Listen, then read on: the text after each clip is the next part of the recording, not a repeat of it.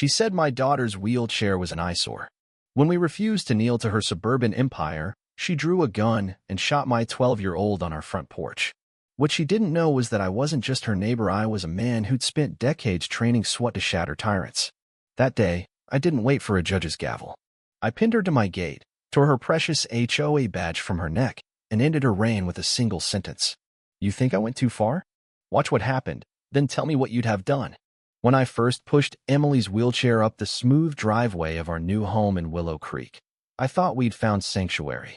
The neighborhood was pristine manicured lawns, white picket fences, a cul-de-sac so quiet it felt like the world held its breath. After the car accident that stole Emily's legs and left her voice soft as a whisper, I wanted her to feel safe again, to be a kid. But the smiles here were too sharp, too practiced. A man in a polo shirt waved from across the street, his hand stiff as a store mannequin. A woman pruning her azaleas tracked us through her sunglasses without turning her head. And then there was Linda Blonde Bob, blazer crisp as a court summons, clutching a clipboard like a shield. She stood on her lawn, eyes narrowing as we arrived.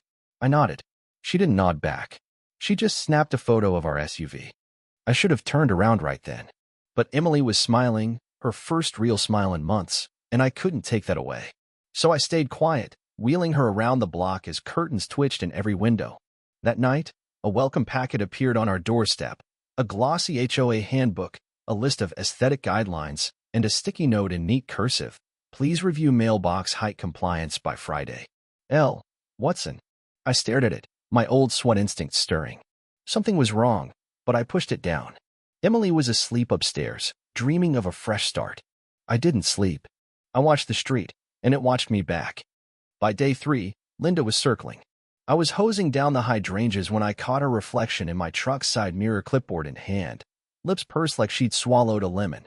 Good morning, I said, not looking up. She didn't answer.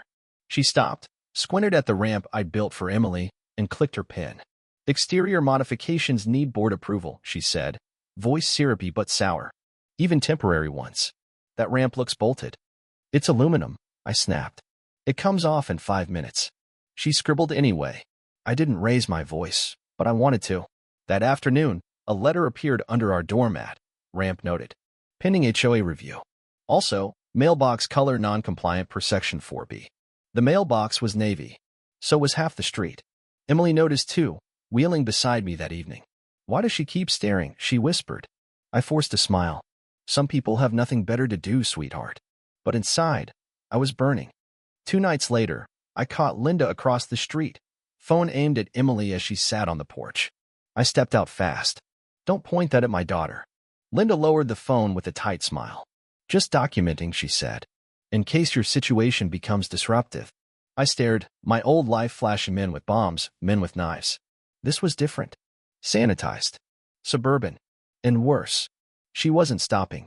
She was escalating. Emily sat on the porch one morning, threading blue ribbon through plastic star-shaped lights. Her legs, still as always, were tucked under a blanket. She looked happy. For your birthday, she said when I stepped out with coffee. Can we hang them on the railing? Just for a day. My throat caught.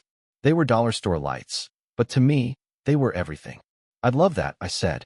She started taping them up, humming softly. Then I heard heels sharp, like a metronome. Linda rounded the corner, clipboard gleaming, eyes locked on Emily like she'd caught her stealing. What is this? She barked, storming up the steps. Birthday lights, I said, stepping between them. One day. Linda's nose twitched. Blue violates Section 3A. No vivid decorations without approval. She's 12, I growled. It's a porch, not Times Square. Linda's voice dropped. This is how it starts. One rule broken, then chaos. That's how neighborhoods fall. I stared.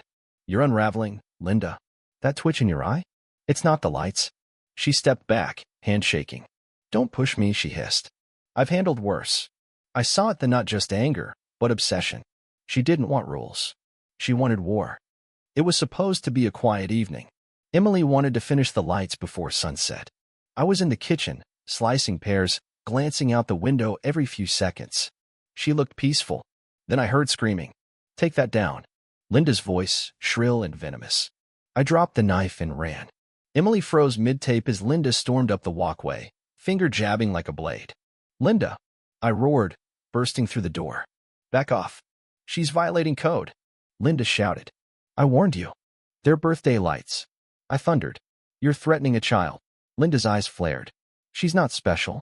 That wheelchair doesn't give her a free pass. My blood turned to ice. Say that again. I growled, stepping closer. Linda didn't blink. You think your sob story scares me? I've seen fakers. Then she reached into her purse. Time slowed.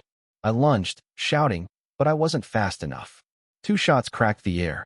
Emily gasped, hands clutching her stomach. Blood soaked her shirt, red blooming fast.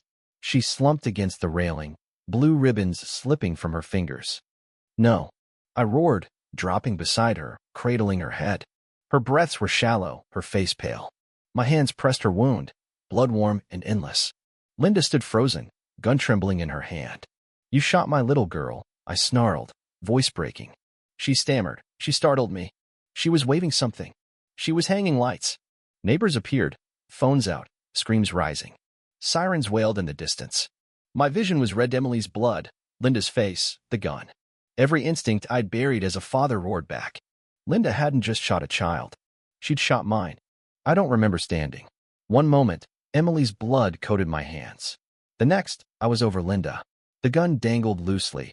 She hadn't believed she'd fired. Don't come closer, she yelped, backing up. Too late. I snatched the pistol, tossing it to the lawn. She turned to run. I grabbed her arm, spun her, and slammed her against the metal gate. Neighbors gasped. I didn't care. From my belt, I pulled zip cuffs black, military grading bound her to the gate. She thrashed. I'm the HOA president. You're a threat, I growled. You shot a child. Cry louder. See who helps.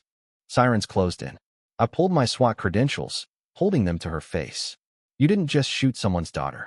You shot mine. I'm not a landscaper. I'm who they call when tyrants like you go too far. Her eyes widened. I reached down, ripped the gold HOA badge from her neck, and snapped it in half. She gasped like I'd torn out her heart. Your authority, I said, is revoked. Emily groaned behind me, soft and fading. Stay awake, sweetheart, I called. Help's coming. Police screeched in. I raised my hands. Weapons there, I said, pointing. Shooters secured. Victims critical. An officer blinked. Who are you? Her father. Paramedics rushed to Emily, gloved hands moving fast. She's 12, I said, voice hoarse. Shot twice, abdomen. A medic touched my shoulder. We've got her. I stepped back, Emily's blood still on my hands. Linda, cuffed to the gate, sobbed. I was defending myself. She moved too fast. The officer ignored her. You're under arrest for aggravated assault. She's not supposed to be here. Linda shrieked. That family's been trouble since they arrived. He's military. I stepped forward, credentials up. I'm SWAT. That woman shot my unarmed, disabled daughter.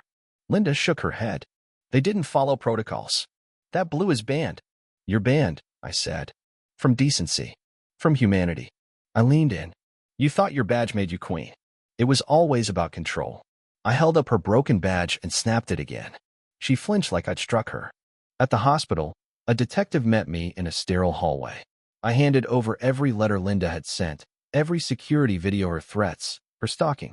She's been targeting Emily since we arrived, I said. This wasn't random. He nodded. This buries her. Hours later, a surgeon emerged. She's stable. Stop the bleeding. She'll need months, but she'll make it. I nearly collapsed, relief flooding me. But I wasn't done. The next day, at the precinct, an officer said, your footage is viral. HOA tyrant shoots disabled girl. People are furious. I nodded. In the statement room, the detective showed me Linda's letters. Your daughter's wheelchair disrupts visual harmony. If you can't comply, this neighborhood isn't for you. Hate crime enhancement? I asked. He nodded. We're filing it. Assault, harassment, targeting a disabled minor. Linda's lawyer pushed for house arrest. She had a house, I said. She made it a battlefield. In court, Linda shuffled in, cuffed, no badge, no blazer. She saw me and froze. I met her gaze, unflinching. The prosecutor presented videos Linda approaching Emily, firing without provocation. Her lawyer stammered. She was distressed. She thought she was in danger. The judge snapped. From a child in a wheelchair? Bail denied. The gavel cracked. I exhaled, justice stirring. Days later, the letters stopped. No more notes, no violations taped to our door. Silence settled, heavy but welcome. I stayed with Emily at the hospital, her monitors beeping steadily. Each time she woke, I held her hand. She's gone, I promised. She can't hurt you. Neighbors began speaking out years of Linda's fines, threats, intimidation. One woman said Linda called her son's ramp offensive. Another cried over bandwind chimes. Then the bombshell. Linda had faked board votes, written letters alone, ruled unopposed. The HOA board resigned, one by one, shamed or scared. An emergency meeting filled the clubhouse. A man stood, voice low. We failed your family. We thought ignoring her kept the peace. A woman offered cookies for Emily. It's not enough, she said. I took them. Gestures matter. On TV, the news broke. HOA board collapses after shooting of disabled child. Emily, half asleep, whispered, "Is it over?" Almost, I said. We rebuild. 6 weeks later, Emily came home. The ramp stayed, gleaming. We didn't repaint. Let them stare. On the porch, Emily said, "I want to finish the lights." Her hands shook from surgery, but she hung every blue bulb, each clicking into place. We sat, watching the sky turn gold. I still see it, she whispered. The flash. Her face. I swallowed. Me too. She asked, why do people hate what's different? Because it makes them feel small, I said. But we're still here. She nodded. We are. The trial was swift. The courtroom brimmed press, neighbors, families Linda had silenced. I testified, holding her broken badge. This wasn't leadership. It was her weapon. Linda's defense claimed confusion, distress. But her hatred was deliberate. Guilty on all counts. 20 years, no parole not just for Emily, but for every soul she'd crushed. The room didn't cheer. It exhaled. That night, Emily and I stood under the blue lights. Neighbors waved real waves, no glances. The new HOA sent an apology, a revised code, accessibility commitments. Emily smirked. Took them long enough. I laughed. Better late than never. She looked at me, voice steady. She tried to take everything. She couldn't, I said. You can't kill hope with a bullet. Our porch wasn't just a porch anymore. It was a fortress built of scars, defiance, and the will to never bow again. Some stories don't tie up neatly. Justice isn't perfect, and healing isn't instant. But Linda's fall taught me this. Silence breeds tyrants. Compliance isn't kindness. And peace shouldn't cost anyone's dignity. Emily survived, scar by scar. She hung those blue lights every night, not for revenge, but to reclaim her space. We didn't need Linda's approval. We never did. What about you? Have you faced someone like Linda, someone who used rules or guilt to silence you? Did you speak up, or are you still holding it in? Share your story in the comments. Tell us where you stand on violence and injustice in our communities. Should I have shown mercy, or was justice served? Your voice matters. Let's talk.